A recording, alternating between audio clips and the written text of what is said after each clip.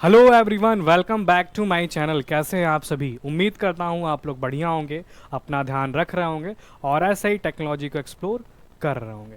तो आज के इस वीडियो में हम लोग क्या डिस्कस करेंगे, ऑलरेडी हमने ठीक है, ऑलरेडी हमने क्लास 1 में बेसिक्स सा आपको डिस्कस कर दिया है ना। बेसिक्स क्या होती हैं डीएसए, वो सब सारा चीज़ हमने क्या कर लिया है, डिस्कशन कर लिया है।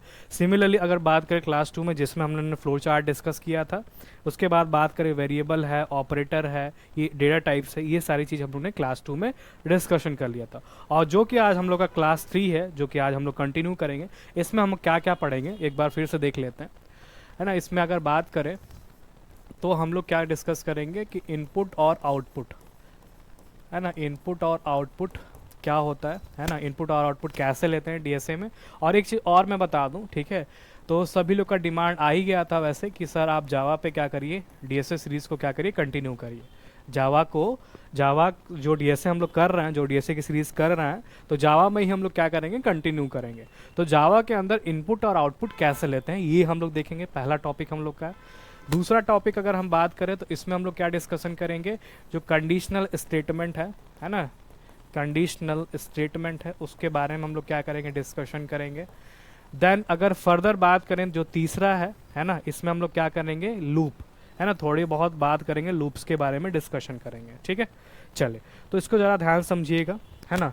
उसके बाद अगर बात करें तो जावा, है ना। तो जावा का थोड़ा बहुत ओवरव्यू दे देता हूँ मैं आपको, थोड़ा सा क्लियर हो जाए कि जावा है क्या, है ना। और जावा में हम लोग को डीएसए सीरीज क्यों कंटिन्यू करना चाहिए।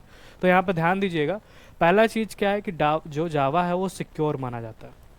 अब कहोगे तुम लोग क्या कि सर सिक्योर क्यों माना जाता है। सिक्योर का मतलब ये है कि जावा के अंदर हम लोग जेवीएम यूज़ करते हैं। जेवीएम वैसे जावा वर्चुअल मशीन के नाम जानते हैं। इसके अंदर क्या होता है, टोकनाइजेशन होता है ना। इसका जो भी इम्प्लीमेंटेशन होता है वो टोकनाइजेशन यानी टोकन्स के फॉर्म में क्या होता है कि जो हम लोग क्या होता है, जो भी जैसे जावा के अंदर अगर बात करें तो इंटरप्रेटर कंपाइलर यूज़ होते ही होते हैं, ठीक है। तो जब हम लोग क्या करते हैं, हाई लेवल लैंग्वेज से मशीन लैंग्वेज में जब कन्वर्ट करते हैं, है ना, या अपने सोर्स कोड को मशीन लैंग्वेज में कन्वर्ट करते हैं, मशीन लैंग्वेज या बाइनरी लैंग्वेज आप कह सकते हो, तो उसमें क्या होता है कि जब स्विच हो रहा होता है तो इसमें क्या होता है कि काफ़ी सिक्योर माना जाता है ना। क्योंकि इसमें क्या होता है, टोकनाइजेशन का यूज़ किया जाता है। जेवीएम के अंदर टोकनाइजेशन का यूज़ किया जाता है, इसलिए जो जावा है वो सिक्योर माना जाता है, सिक्योर लैंग्वेज माना जाता है, ठीक है। फिर दूसरी अगर मैं बात करूँ तो जावा क्या होता है, केस सेंसिटिव होता है ना। क्या होता है, केस सेंसिटिव होता है। और भी अदर प्रोग्रामिंग लैंग्वेज क्या होते हैं, केस सेंसिटिव होते हैं। क्या होते हैं, केस सेंसिटिव होते हैं। क्लियर है आप सभी को? क्लियर है आप सभी को? क्लियर है? क्लियर है? क्लियर है? चलिए चलिए, ठीक है। सभी को 8 बजे क्लियर है आप सभी को? क्लियर। चलिए आगे बढ़े, आगे बढ़े हम लोग, आगे बढ़े। चलिए चलिए, ठीक है। फिर तो यहाँ पे क्या मैं बता रहा था कि जो हाई लेवल लैंग्वेज है वो किस में कन्वर्ट हो जाता है, मशीन लैंग्वेज में। और इसमें क्या होता है, खास बात ये है जावा के अंदर, तो इसमें क्या मैंने बताया कि टोकनाइजेशन है यानी सिक्योरिटी की यहाँ पे कॉन्सेप्ट है। और एक चीज़ और मैं बता रहा था कि जो जावा है वो केस सेंसिटिव है। केस सेंसिटिव का मतलब ये होता है कि जैसे आप लोग कोई चीज़ लिखते हो, जैसे एग्जाम्पल मैं लिखूँ कि मैं बोला डेटा और फिर एक मैंने बोला डेटा, ठीक है। और ये जो जाना, जब हम जावा में ये इम्प्लीमेंट करते हैं, जब वेरिएबल डिफाइन कर रहे होते हैं, तो यहाँ पे ये दोनों जो टर्म है ना, चाहे आप एग्जाम्पल, आप नेम भी अपना ले सकते हो, है ना। जैसे मैं मान लो एग्जाम्पल ले लिया, जैसे मान लो अनुज लिख दिया, है ना। एक अनुज यहाँ पे मैं लिख दिया और एक अनुज यहाँ पे लिख दिया, है ना। तो जब वेरिएबल मैं बनाऊंगा, किसी नाम से बनाऊंगा, तो यहाँ पे जो अनुज है और ये वाला जो अनुज है ना, दोनों यहाँ पे ये क्या रहेगा, दोनों ही यहाँ पे क्या रहेगा, जब हम जावा के अंदर इम्प्लीमेंट करेंगे तो जो जावा है वो इसको दो नज़रिए से देखेगा। यानी ये वेरिएबल अलग होगा जावा के नज़र में, और ये जो वेरिएबल होगा वो जावा के नज़र में क्या होगा, अलग होगा, ठीक है। तो इस कॉन्सेप्ट को हम लोग क्योंकि अनुज जो है ये भी अनुज है, ये भी अनुज, लेकिन फ़र्क क्या हो रहा है, ये कैपिटल लेटर में लिखा हुआ है और ये वाला जो है स्मॉल लेटर में लिखा हुआ है। और इस पूरे कॉन्सेप्ट को हम लोग क्या बोलते हैं, केस सेंसिटिव कहते हैं। इस पूरे कॉन्सेप्ट को हम लोग क्या बोलते हैं, केस सेंसिटिव कहते हैं। चलिए, तो ये सारा चीज़ यहाँ पे डिस्कशन आप सभी को क्लियर हो रहा होगा। तो ये, और दूसरी चीज़ अगर बात करें कि जो जावा है वो ओपन सोर्स है ना, ओपन सोर्स है। ओपन सोर्स का मतलब ये होता है कि जो जावा है वो विंडोज़ के लिए भी है, मैक के लिए भी है, और नहीं, ऑपरेटिंग सिस्टम की अगर बात करें तो जावा जो है तीनों सिस्टम पे काम कर सकता है, ऑपरेटिंग सिस्टम में, चाहे वो आपका विंडोज़ हो, चाहे वो आपका मैक हो, चाहे वो आपका लिनक्स हो। ठीक है, ये तीनों ऑपरेटिंग सिस्टम पे क्या है, कंपैटिबल है, जावा आराम से चलेगा, आसानी से चलेगा, है ना। और शेयरेबल है, इसका जो कोड है, जो सोर्स कोड है वो क्या है, शेयरेबल है। ठीक है, और रोबोस्ट है। ठीक है, ये चीज़ आप सभी को पता होगा। सिक्योर तो है ही, मैं इसको आपको एक्सप्लेन कर दिया हूँ क्यों सिक्योर है, क्योंकि इसके अंदर क्या होता है, जेवीएम के अंदर टोकनाइजेशन का यूज़ होता है, और जो भी हमारा जो इम्प्लीमेंटेशन होता है वो टोकन्स के फॉर्म में रीजनरेट होता है।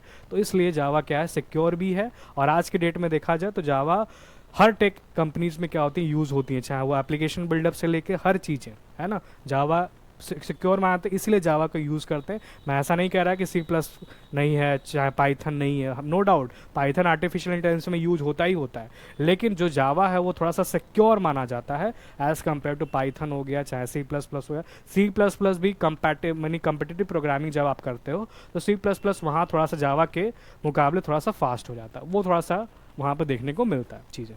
क्लियर है, तो वो ठीक है। हम लोग डीएसएस सीरीज़ को जो कंटिन्यू करेंगे वो जावा लैंग्वेज के अंदर ही क्या करेंगे, कंटिन्यू करेंगे। क्लियर है, चलिए अब हम लोग अपने टॉपिक्स पे चलते हैं। तो पहला जो टॉपिक हम लोग डिस्कशन करेंगे वो क्या है, इनपुट और आउटपुट, है ना, इनपुट और आउटपुट। चल इसको डिस्कस करते हैं थोड़ा। तो देखिए ध्यान दीजिएगा यहाँ पे, इनपुट एंड आउटपुट। तो जावा जब हम लोग पढ़ते हैं, है ना, तो जावा जब हम लोग इम्प्लीमेंट करते हैं तो इसमें क्या होता है कि इनपुट और आउटपुट जावा के अंदर लेते कैसे, इनपुट और आउटपुट जो जावा के अंदर लेते कैसे, इसको ज़रा सा हम लोग समझ लेते हैं। तो यहाँ पे अगर हम बात करें, यहाँ पे हम बात करें कि जब भी इनपुट हम लेंगे, ध्यान दीजिएगा, जब भी हम क्या लेंगे, इनपुट लेंगे, तो यहाँ पे हमें जब वेरिएबल डिफाइन करेंगे, है ना, जब हम वेरिएबल क्या करेंगे, डिफाइन करेंगे, तो वेरिएबल डिफाइन करने से पहले या डिक्लेयर करने से पहले हमें उसका डेटा टाइप क्या करना होता है, बताना होता है। ये रूल है जावा के अंदर, और भी अदर लैंग्वेज में भी ये यूज़ है ना, यूज़ देखने को मिलता है, ये रूल देखने को मिलता है कि जब भी हम लोग वेरिएबल डिक्लेयर कर रहे होते हैं या डिफाइन कर रहे होते हैं तो उसका डेटा टाइप हमें बताना कंपलसरी है ना। ये आप नोट कर लेंगे, इम्पॉर्टेंट है। बहुत लोग को वेरिएबल डिक्लेयर तो कर रहते हैं लेकिन उसका डेटा टाइप नहीं बताते हैं, और जब डेटा टाइप आप नहीं बताएंगे तो उस केस में आएगा क्या, एरर। उस केस में आप जब मशीन को रन कराते हो तो उस केस में क्या आता है, एरर देखने को मिलता है। तो इसीलिए जब हम वेरिएबल डिक्लेयर कर रहे होते हैं तो उसका डेटा टाइप बताना क्या होता है, मैंडेटरी होता है। क्या होता है, मैंडेटरी होता है। चलिए, तो ये चीज़ यहाँ पे, हाँ, तो ये मैंने बता दिया। फिर उसके बाद बात कर लेते हैं, है ना, बात कर लेते हैं। और एक चीज़ और है कि जो जावा का थोड़ा सा आपको इनडेप्थ पढ़ना है, जावा की जो हिस्ट्री है इनडेप्थ पढ़नी है, तो आप मेरे वेबसाइट पे क्या कर लीजिएगा, विजिट कर लीजिएगा, अबाउट सेक्शन में आप जाइएगा, वहाँ पे आपका वेबसाइट का लिंक है, वहाँ पे आप जाके रीडायरेक्ट करके पढ़ सकते हैं, नोट्स को पढ़ सकते हैं। ठीक है, तो वो आपके लिए मैंने छोड़ दिया, थोड़ा सा आप लोग भी मेहनत करिए, और यहाँ पर मैं मेहनत तो कर ही रहा हूँ। क्लियर है आप सभी को, चलिए, तो ये हो गया। उसके बाद हम बता दिए कि जब वेरिएबल डिक्लेयर करते हैं तो उसका डेटा टाइप हमें बताना पड़ता है, पहले ही बता देना पड़ता है जब वेरिएबल डिक्लेयर करते हैं तब। ठीक है, नहीं करेंगे तो एरर आएगा, नहीं करेंगे तो क्या आएगा भाई, एरर आएगा। ठीक है, चलिए, तो ये हो गया। उसके बाद देन अगर बात करें, ठीक है, तो वेरिएबल का बात हो गया, है ना। दूसरा चीज़ क्या होता है कि जो अगर स्कोप है ना, स्कोप क्या होता है कि देखिए, स्कोप का मतलब ये होता है, ठीक है, जैसे आप ठीक है, वेरिएबल को डिफाइन करते हो तो वेरिएबल भी कई तरह के होते हैं, है ना, वेरिएबल की भी कई तरह के होते हैं। एक ग्लोबल वेरिएबल होता है और एक आपका क्या होता है, लोकल वेरिएबल होता है। एक ग्लोबल वेरिएबल हो गया, एक आपका लोकल वेरिएबल हो गया, है ना, और एक आपका क्या होता है, इंस्टांस वेरिएबल होता है। ठीक है, ये तीन तरह के वेरिएबल जावा के अंदर देखने को मिलते हैं। तो जो ग्लोबल वेरिएबल है वो हर जगह हर स्कोप में काम आता है। स्कोप का मतलब क्या होता है, ब्लॉक ऑफ कोड होता है। ब्लॉक ऑफ क्या होता है, कोड होता है। इसमें हम लोग क्या करते हैं, करली ब्रैकेट्स का यूज करते हैं। जितनी बार आप करली ब्रैकेट ओपन करते हैं जावा के अंदर, उतनी बार आप करली ब्रैकेट को क्लोज भी करना पड़ता है। कैसे काम करता है इसको प्रैक्टिकल वे में हम लोग अच्छे से देखेंगे, बस अभी के लिए बस थ्योरी को समझते जाइए।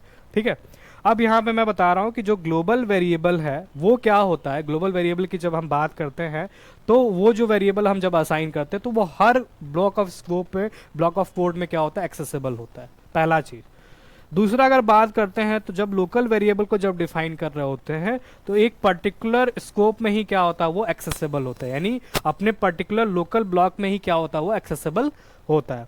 इंस्टांस वेरिएबल क्या होता है, ये आपका क्या होता है विद इन आपका स्कोप के अंदर क्या होता है वो एक्सेसिबल होता है ना। और जो लोकल वेरिएबल होता है वो स्कोप के बाहर भी यूज कर सकते हैं और स्कोप के अंदर भी कर सकते हैं, लेकिन जो इंस्टांस वेरिएबल है वो विद इन आप स्कोप क्या करेंगे यूज करेंगे, यानी उस ब्लॉक के अंदर ही आप क्या कर पाएंगे उसको यूज कर पाएंगे। तो ये होता है तीनों में अंतर, ये होता है आपका क्या, तीनों में अंतर होता है, ग्लोबल वेरिएबल, लोकल वेरिएबल और इंस्टांस वेरिएबल। चलिए अब बात कर लेते हैं कि जब वेरिएबल हम लोग डिफाइन कर रहे होते हैं, ठीक है, तो जावा के अंदर इनपुट कैसे लेते हैं, तो एग्जांपल से थोड़ा सा मैं समझाता हूँ, है ना। वैसे आप जब प्रैक्टिकल इम्प्लीमेंटेशन हम लोग करेंगे तो और अच्छे से इसको हम लोग समझेंगे। तो देखिएगा यहाँ पे ध्यान दीजिएगा। तो सपोज करिए मैंने एक ए वेरिएबल बनाया, है ना, और इसमें मैंने सपोज करिए मैंने 5 को स्टोर करा लिया। अब आप कहोगे, आप पहले से जानते हो कि सर ए क्या है, वेरिएबल है, क्या है, वेरिएबल है। तो हमने अभी बताया कि जब आप वेरिएबल डिक्लेयर कर रहे हो तो उसका डेटा टाइप हमें क्या करना है, बताना पड़ता है, ठीक है। तो इसका डेटा टाइप क्या होगा भाई, ए में क्या स्टोर है भाई, 5 स्टोर है। अब तुम कहोगे सर 5 क्या है, इंटीजर, 5 क्या है भाई, इंटीजर है ना। अब इंटीजर जब हम लोग पढ़ते हैं, है ना, तो इंटीजर दो टाइप से पढ़ते हैं, एक पॉजिटिव इंटीजर होता है, एक निगेटिव इंटीजर होता है, ये आप सभी को पता है, मैं मान के चलो बेसिक चीज। तो यहाँ पे जो 5 वो इंटीजर की तरह काम कर रहा है और भी पॉजिटिव इंटीजर है, और इसका डेटा टाइप हमें लिखना पड़ेगा क्योंकि इसका डेटा टाइप क्या बनेगा भाई, इंट बनेगा। सिंपल सी बात है, ये हमने पिछले क्लास में देख चुके हैं हम लोग।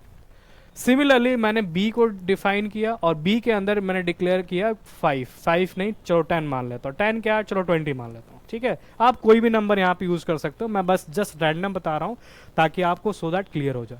अब इसका भी डेटा टाइप क्या होगा भाई, इंट होगा। अब यहाँ पे ध्यान समझना, क्योंकि ए का भी डेटा टाइप इंट है, बी का भी डेटा टाइप इंट है। अगर मैं सी के वेरिएबल बनाऊं और इन दोनों का सम मैं प्रिंट करा दूं तो इसका भी डेटा टाइप क्या होगा भाई, इंट ही होगा। इसका भी डेटा टाइप क्या होगा भाई, इंट ही होगा। ये हमेशा नोट करेंगे आप लोग, है ना, ये याद रखेंगे। और यहाँ पे मैंने क्या कर दिया, डिक्लेयर तो कर ही दिया। अब आती है इनपुट मैंने ले लिया, अब आती है क्या, प्रिंट कराने के बाद। तो जब जावा के अंदर प्रिंट कराते हैं यानी आउटपुट कराते हैं तो एक हम लोग कीवर्ड लिखते हैं क्या, system dot out dot print Elon, और जो भी आप वेरिएबल के अंदर जो वैल्यू को स्टोर करा है उसको आप क्या करा दो, प्रिंट एलन, और यहाँ पे सी को क्या करा लो, स्टोर करा लो। और यहाँ पे आपका रिजल्ट क्या निकल जाएगा एज आउटपुट, आपका 20 + 5 क्या हो जाएगा, 25 आ जाएगा। क्या आ जाएगा, 25, ये एज आउटपुट मिलेगा। आई होप आप लोग को इतना चीज़ क्लियर हो रहा होगा, ठीक है। तो ये सारी चीज़ यहाँ पे आपको देखने को मिलती हैं। आप यहाँ पे सब्ट्रैक्शन परफॉर्म कर लो, आप चाहो तो मल्टीप्लिकेशन परफॉर्म कर लो, आप चाहो तो डिवीजन परफॉर्म कर लो। एक होता है मॉडुलो ऑपरेटर, थोड़ा सा इसको भी बता देता हूँ आपको, है ना। मॉडुलो ऑपरेटर, इसको सिंपली सा हम लोग परसेंटेज साइन से दिखाते हैं। ये क्या करता है, ये बेसिकली दो नंबर को अगर हम आपस में डिवाइड करते हैं तो सिंपल सा ये रिमाइंडर निकाल के देता है। क्या निकाल के देता है, रिमाइंडर निकाल के देता है। फॉर एग्जाम्पल जैसे मैं बोला कि a इक्वल टू मान लीजिए इंट a इक्वल टू मान लीजिए 10 है और b इक्वल टू मान लीजिए आप 5 है ना। तो सपोज करिए मैं बोला कि c में अगर कर दूं a मॉडुलो b, है ना, c एक वेरिएबल बनाऊं और c के अंदर मैं बोल दूं a मॉडुलो b। अब a मॉडुलो b जब हम करते हैं तो इसका मतलब ये होता है कि 10 को अगर 5 से हम डिवाइड करेंगे तो ये वैल्यू, इसका रिमाइंडर कितना आएगा भाई, 0 आएगा, क्योंकि जो 5 है वो 10 को पूरा पूरा क्या कर देगा, काट देगा, डिवाइड कर देगा। तो इसका रिमाइंडर आएगा क्या, 0। तो जब हम system dot out dot print ln लिखेंगे, system dot out dot print ln लिखेंगे तो इस केस में क्या आएगा, इस केस में क्या आएगा भाई, सी को जब प्रिंट कराएंगे तो इस केस में क्या आएगा, आउटपुट 0 आएगा। आउटपुट क्या आएगा भाई, 0 आएगा। क्या आएगा भाई, 0 आएगा। तो ये पूरा कॉन्सेप्ट यहाँ पे होता है। चलिए, तो ये आपको पता चल गया कि जावा के अंदर इनपुट कैसे लेते हैं, वेरिएबल को डिक्लेयर कैसे करते हैं, उसका डेटा टाइप बताना पड़ता है ना। ये सारी चीज़ हम लोग ने देख लिए। आउटपुट कैसे प्रिंट होता है, क्या स्टेटमेंट लिखना पड़ता है, ये सारी चीज़ें। चलिए नेक्स्ट दूसरा टॉपिक हम लोग चलते हैं, कंडीशनल स्टेटमेंट।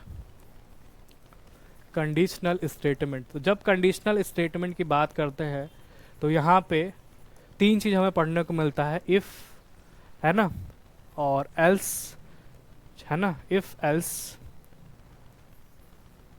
और एक होता है एल्स इफ, ठीक है, एल्स इफ।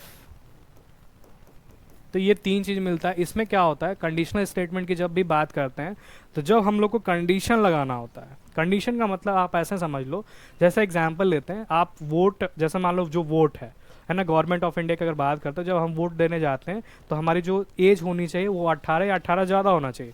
अब 18 से आप कम हो तो आप वोट नहीं दे सकते, तो इसके लिए कंडीशनल स्टेटमेंट लगेगा। अगर आप 18 के हो तो आप वोट दे सकते हो, 18 से ज़्यादा भी आपकी एज है तो भी आप क्या कर सकते हो, वोट कर सकते हो। लेकिन अगर आप 18 से कम हुए तो उस केस में आप वोट नहीं करोगे।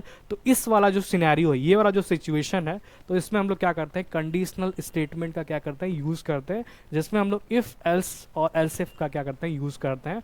और इसको भी हम लोग प्रैक्टिकल के थ्रू करेंगे तो और भी चीज़ें समझ में आएगा, है ना। इसको अभी फिलहाल के समझ लीजिए, एग्जाम्पल से आप समझ लीजिए, तो ये चीज़ों को मैं आपको समझा दिया हूँ। क्लियर, चलिए, तो ये हो गया कंडीशनल स्टेटमेंट। अब थोड़ी बहुत बात कर लेते हैं हम लोग लूप के बारे में, है ना। थोड़ा बहुत हम लोग बात कर लेते हैं लूप्स के बारे में, डिस्कशन कर लेते हैं। तो जब भी लूप्स की बात करते हैं तो यहाँ पे एक होता है फॉर